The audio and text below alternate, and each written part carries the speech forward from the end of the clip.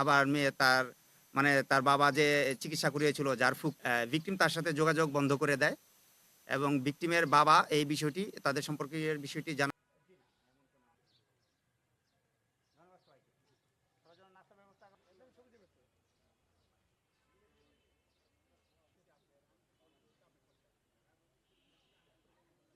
Doctor Shakira তাসনিমকে Pabna হতে উদ্ধার, 4 অপহরণকারী গ্রেফতার। আপনারা জানেন র্যাপিড অ্যাকশন ব্যাটালিয়ন প্রতিষ্ঠা লগ্ন থেকেই বিভিন্ন ধরনের অপরাধীদের গ্রেফতারের ক্ষেত্রে জোরালো ভূমিকা পালন করে আসছে। গত 30 ডিসেম্বর 2024 তারিখ ভোর আনুমানিক 5:20 ঘটিকায় রাজশাহী মহানগরীর চন্দ্রিমা থানাধীন চন্দ্রিমা আবাসিক এলাকার নিজের বাড়ি থেকে ভিকটিম ডাক্তার শাকিরা তাসনিম এবং তার পিতা আবু তাহের মোহাম্মদ খুরশিদকে অপহরণ করে দুর্বৃত্তরা। পরবর্তীতে ভিকটিমের পিতাকে সিরাজগঞ্জ জেলার সলঙ্গা এলাকায় আহত অবস্থায় গাড়ি থেকে ফেলে দিয়ে চলে যায় অপহরণকারীরা। ঘটনাটি দেশব্যাপী প্রিন্ট, ইলেকট্রনিক ও সোশ্যাল মিডিয়ায় ব্যাপক আলোড়ন সৃষ্টি করে।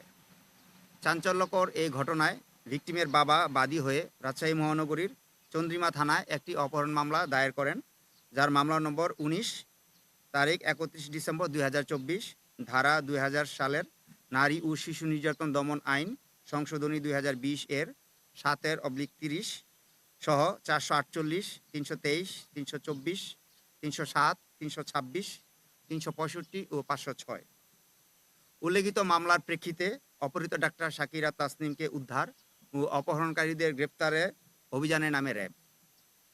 এরই ধারাবাহিকতায় জনাব মোহাম্মদ আতিকুর রহমান মিয়া পিপিএম, অতিরিক্ত ডিআইজি, অধিনায়ক র্যাব 12 সিরাজগঞ্জ মহোদয়ের নির্দেশনায় এবং র্যাব সদর দপ্তরের গোয়েন্দা শাখার সহযোগিতায় র্যাব 12 সিপিসি 2 পাবনা এবং সিপিএসসি রাজশাহী র্যাব 5 এর একটি যৌথ আভিযানিক দল গত 31 ডিসেম্বর 2024 তারিখ রাত আনুমানিক 8 ঘটিকায় পাবনা শহরের মনসুরাবাদ আবাসিক এলাকার একটি বাসা থেকে ভিকটিম ডাক্তার শাকিরা তাসনিমকে উদ্ধার করে এবং অপহরণের কাজে জড়িত প্রধান আসামি মোহাম্মদ তানজিম খান তাজ ওরফে নীরব, পিতা মোহাম্মদ আবু হানিফ কাজী, গ্রাম বামনডাঙ্গা, থানা সাথিয়া, জেলা পাবনা, এবং তার সহযোগী মোহাম্মদ সেলিম মল্লিক, মোহাম্মদ সজীব হোসেন এবং অপহরণ কাজে ব্যবহৃত মাইক্রোবাসের চালক মোহাম্মদ আশরাফুল ইসলামকে গ্রেপ্তার করা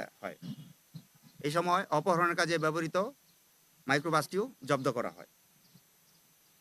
উদ্ধারকৃত ভিকটিমকে মামলার তদন্তকারী কর্মকর্তার মাধ্যমে তার পরিবারের নিকট হস্তান্তরের বিষয়টি প্রক্রিয়াধীন এবং অপহরণকারীদের বিরুদ্ধে পরবর্তী আইনানুগ ব্যবস্থা গ্রহণের জন্য রাজশাহী মহানগরীর চন্দ্রিমা থানার হস্তান্তর কার্যক্রম প্রক্রিয়াধীন আছে।